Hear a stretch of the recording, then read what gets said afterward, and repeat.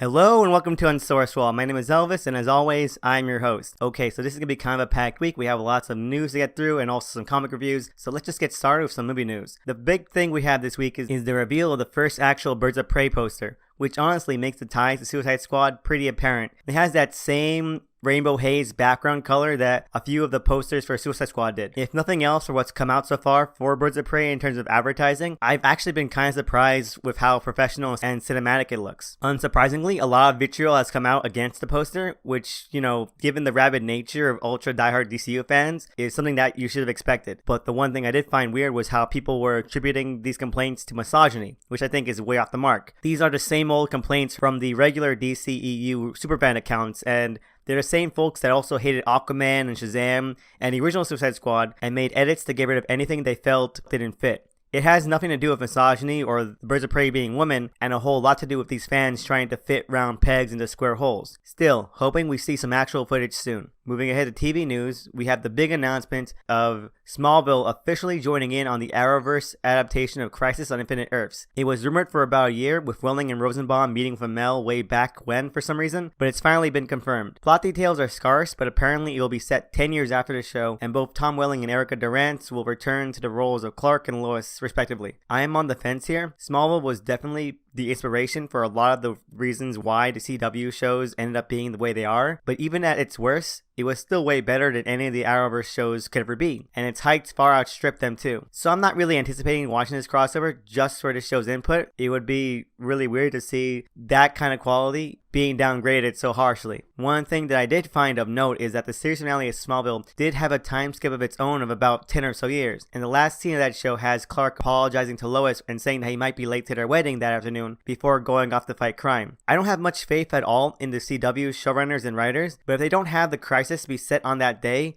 and have Clark having to race to his wedding after all this chaotic mess that's been going on with the crisis, then that's a huge missed opportunity. But yeah, I've been free and clear of the CW shows for about 3 years now, and while this was nice to hear, I'm not willing to break that streak to watch it at all. Fingers crossed though. And lastly for TV news, we have the enticing announcement that Boondocks is getting a whole new adaptation on HBO Max, with the first 4 seasons set to stream there and a whole new reimagined version of the show already being ordered for 2 12-episode seasons. Aaron McGruder has been said to be involved, but if I don't see his name on some scripts, I'm not watching. Hoping for the best though. Now finally we can move on to comic news. Let's get through this cleanly and quickly. First off, we have Mark Millar announcing that he has a secret sequel to one of his comics that will drop on the Wednesday before Christmas this year. All I have to say about that is that it better be American Jesus 2. Because then why else wait for Christmas? And ultimately, we have a small retraction from a classic episode of Unsourced Wall in the realm of Cyberfrog and Comicsgate. I had a small segment way back when talking about how ridiculous it was that Comicsgaters inflated the numbers of issues and books sold when the prices paid for them over multiple times were already pretty overpriced. I think that I called them $80 hardcovers. Well, Cyberfrog is finally being shipped out, and I have to apologize and say that I was wrong. They weren't $80 hardcovers,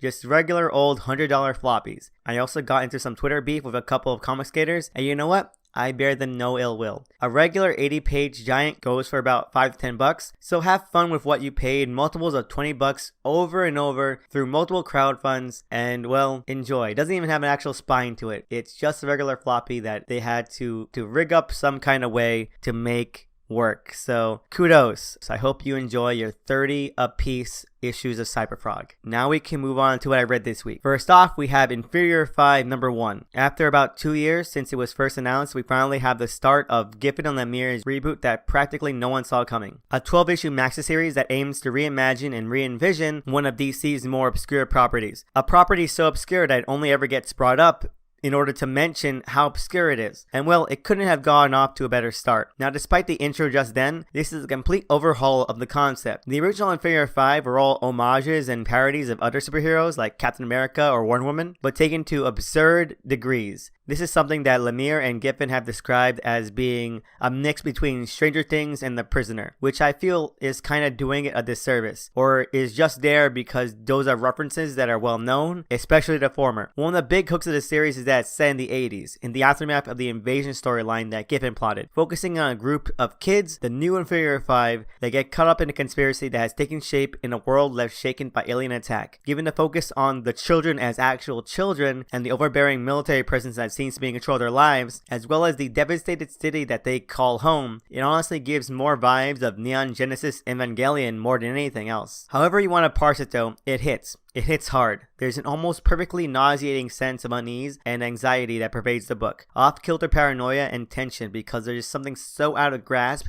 that these kids are in danger of. It's hard not to worry and be concerned off the bat because the danger and conflict immediately come crashing down. It's nerve-wracking. Giffen being Giffen, there are a lot of good cynical gags in here, but overall it feels like he's taking it a lot more seriously and maybe even viciously. Kinda like To Be Apocalypse, but without any of the grounding humanistic touches of DeMatteis. It's a great premiere issue for this series, and Lemire seems to be providing the centered and focused voice that JMD would have, and is doing it fantastically. His own outing in the form of Peacemaker backups is perfect for him, and I can't wait to see the fuller scope of that story as well. Inferior 5 was worth the wait, and I'm excited to see where these 12 issues take us. It feels very early Vertigo, and I love that it always possible. 2 thumbs up. Next up, we have Superman's pal, Jimmy Olsen, number 3, and it's definitely still writing the right crew. What works most about this issue is that it does make a concerted effort to actually tie the story together a bit, bridging events so that they do pay off into the storyline that we've been teased since the first issue, which is good. The jittery nature of it all was kind of off-putting in the previous installment. However, this effort makes the parts where the seams start to show all the more noticeable. I feel like the series is trying a bit too hard to break things up into short, sweet, goofy vignettes rather than letting itself breathe or naturally flow from one point to the next. In the first issues, this was a great way of separating the chapters and allowing for good character beats, but this one strains a bit and they feel more cheap and hollow. It's still better than most Jimmy Olsen pastiches, but it's veering a bit too close to being as flat and as uninspired as the rest of them, which would be a shame, and I hope it finds the right balance again, because it's starting to get just a little bit too wacky and nonsensically wacky as well. Jimmy Olsen is still entertaining,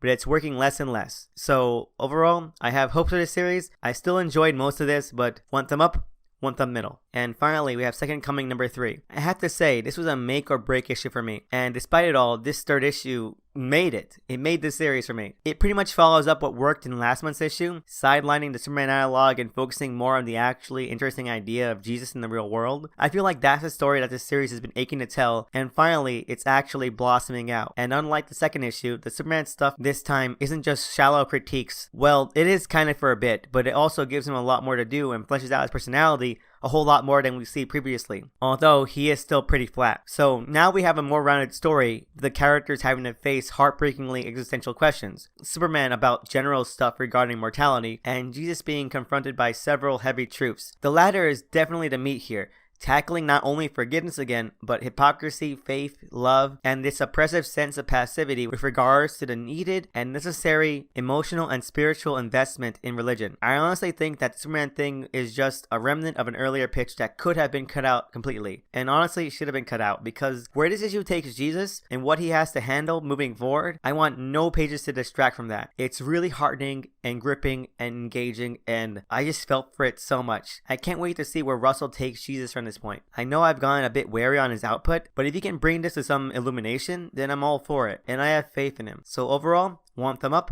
1 thumb middle. And finally, we can move on to what I watched this week. This week we have Titans Season 2, Episode 3, Ghosts. And I think I finally have to admit that this show just isn't that entertaining. This episode was more engaging than last week's for sure, but that's mainly because last week's had all the potency of an Ambien. This one works a little bit more because the cast is all together and even more capable of bouncing off each other. It doesn't have that same chaotic and freewheeling magic of the first season, or even this season's premiere, but it does help give it a bit more zest. The dynamics and interplay are just a little less than they need to be immersive. It's just too streamlined, like I feared, and because of that, it feels like every scene is just clocking in time until the next one. The standout bits from this episode have to go to the younger cast, who get a little bit more attitude to their personalities, especially near the end. There's some gags between Deathstroke and Dr. Light that are meant to be funny, but are just too cold and stilted and awkward. They're just odd. So again, I feel like the season has a better idea of what it wants to be. It's just not doing that all that well. I do want to be excited for this show, and it's not really taking the opportunity to do so. Things might pick up given where this episode leaves things in its final scene, but I'm not that hopeful. 2 thumbs middle, and I do hope it finds some bearing that is able to give it a little more life.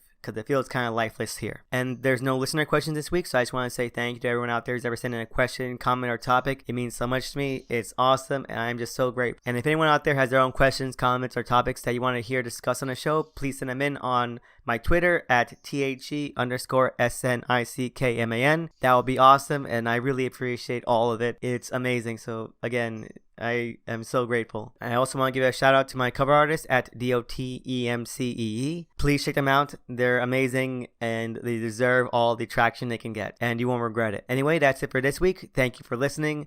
I hope you have a great week and see you again next time.